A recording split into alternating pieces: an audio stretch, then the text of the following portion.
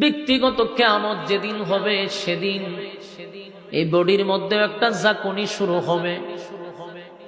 যেই ঝাঁকুনির পরে তোমার বডিটা ধ্বংস হয়ে যাবে, নিতর দেহ পড়ে থাকবে কিন্তু রূহ থাকবে না। রূহ চলে যাবে।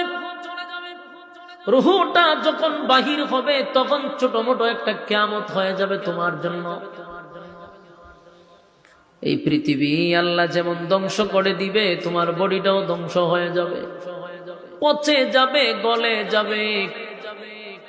কত পোকামাকড় আমাদের শরীরটাকে ধ্বংস করে দিবে। দুনিয়া যেমন এক সময় চন্দ্র, সূর্য, গ্রহ, নক্ষত্র, পাহাড়, পর্বত, সাগর, নদী, নালা, খাল, বিল, কীট পতঙ্গ কিছুই থাকবে না, সিংহায় ফুকের মাধ্যমে আমার আল্লাহ ধ্বংস করে দিবে।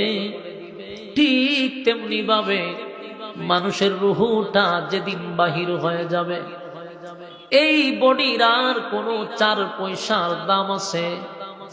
আপনারা যে কথা কইন না, বডির কোনো দাম নাই রে। সেদিন আর এই বডি আপনার ঘরে কেউ রাখবে না। আপনার প্রতি মহব্বতের কোনো কমতি নাই, আপনার টাকা পয়সার অভাব নাই, মায়ার মানুষ, মহব্বতের মানুষ কমতি নাই। কিন্তু কেউ একবারও বলবে না মহব্বত করে ভালোবেসে। কি কইতাম কোন, আমি ওয়াজ করতাম না আমি সব সামলাইতাম?